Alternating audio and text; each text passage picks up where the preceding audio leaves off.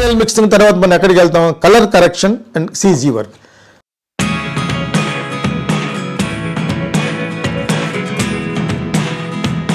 Colour correction అంటే ఏంటి? ఇక అప్పుడులాగా 4 కలర్, అప్పుడేంటి sepia, red, black and white, Eastman colour అని ఉండేది. అన్ని కలర్స్ కాంబినేషన్ తోటి ఈ 4 కరెక్ట్ చేసిన వాళ్ళు కలర్ గ్రేడింగ్లో కూర్చుని కెమెరామ్యాన్తో కూర్చుని ఇక్కడ ఇది కావాలి. ఇప్పుడు అలా కాదు, కొన్ని వందల కలర్స్ మీకు టైం ఇవ్వాలి, కానీ కలరిస్ట్కి వాళ్ళు పెట్టుకోద్దు రేట్.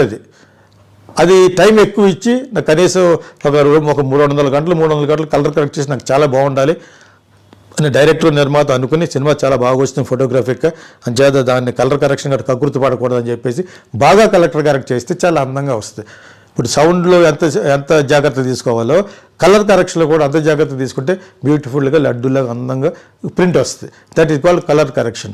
ఇవన్నీ కూడా ఫైనల్ కాపీ వచ్చేసిన తర్వాత కూడా చేసుకోవచ్చు. బిగినింగ్ ఒక రఫ్ ఐడియా కోసం గ్రాఫిక్ సీజీ వర్క్ అంటే కంప్యూటర్ గ్రాఫిక్ వర్క్స్కి ఇచ్చిన వాళ్ళు ఒక లెవెల్కి ప్రాజెక్ట్ వేస్తారు. వేసిన తర్వాత ఈలోగా సెన్సార్ అన్నీ అవగొట్టేయచ్చు.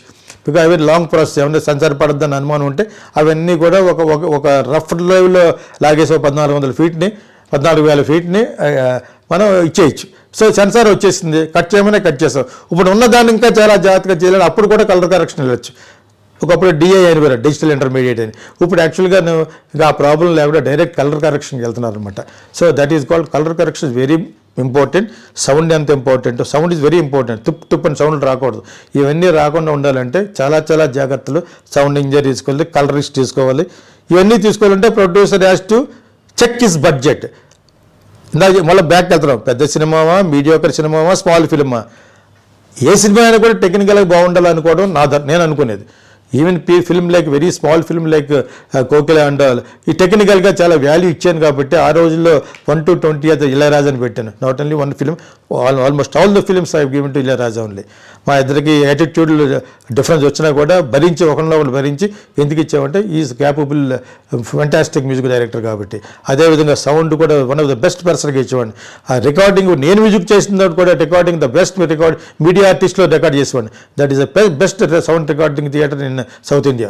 అదే దాన్ని ఏమంటారు, ఇప్పుడు మనం సినిమాలో థియేటర్లో వేస్తున్నాం కదా ప్రొజెక్షన్, ఆ ప్రొజెక్షన్ యూఎఫ్ఓలాగా వేస్తున్నాం కూడా క్యూబ్ని తయారు చేసిన వాళ్ళు వాళ్ళదే థియేటర్. మీడియా ఆర్టిస్ట్ అంటే AVM 7 నల్లుడిది. సో వాళ్ళకి ఒక మీడియా ఆర్టిస్ట్ అని థియేటర్ ఉంటుంది. వేరే రెహమాన్కి థియేటర్ లేనప్పుడు అక్కడ రికార్డ్ చేసేవాడు శ్రీధర్ అనే సౌండ్ రికార్డ్. అతనితో నేను మ్యూజిక్ డైరెక్ట్ చేసినప్పుడు నేను చేసినప్పుడు ఇంకా జాగ్రత్తగా ఉండాలి కాబట్టి నేను చేసిన 2-3 సినిమాలు కూడా మ్యూజిక్ డైరెక్ట్ చేసినప్పుడు ఐ యూస్ టు టెక్నికల్గా నేను ఎక్కువ పెద్దపీట ఎందుకు వేసినంటే చిన్న సినిమాయే టెక్నికల్గా చాలా బాగుండాలి, ఎక్కడ పేరు పెట్టేట ఉండకూడదు.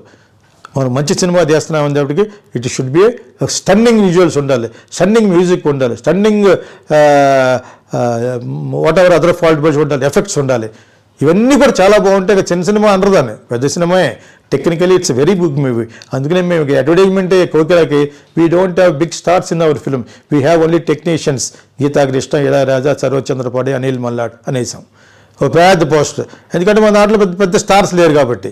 సో సినిమా అనేది టెక్నికల్గా చిన్న సినిమా అయినా పెద్ద సినిమా అయినా బాగుంటుంది. మన వాళ్ళు అలాగే ఆలోచించరు.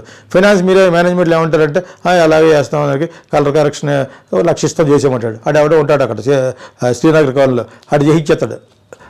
రెడీ ఒక 10 గంటలు చేయించేస్తాడు మీకు. సినిమా తెల్ల ఎక్కడైతే ఫాస్ట్గా ఉందో ఆ పచ్చ అది పెట్టేస్తాడు. ఒక సినిమా చేయాలంటే మినిమమ్ 100 to 200 hours కావాలి కలర్ కరెక్షన్కి. ఎఫెక్ట్స్కి ఒక సినిమాకి అందంగా చాలా జాగ్రత్తగా కూర్చొని చేయించాలంటే ఎఫెక్ట్స్కి యూ నీడ్ నియర్లీ 10 days. అవి ప్రీ రికార్డెడ్ వచ్చినా కూడా చాలా జాగ్రత్త. ఒకటికి 2 ఆల్టర్నేటివ్ ఇవ్వడాడు, డిష్ అంటే డిష్ వేస్తాడు అట్లకి ఫైట్లకి. సో ఇవన్నీ కూడా ఈ 100 గంటలు, ఈ 100 hours, ఈ 100 episodes you are going to enjoy the workshop. Please watch and understand and learn. Learning is superpower, I always say. Knowledge is power, learning is superpower. Imagination is more powerful than the knowledge.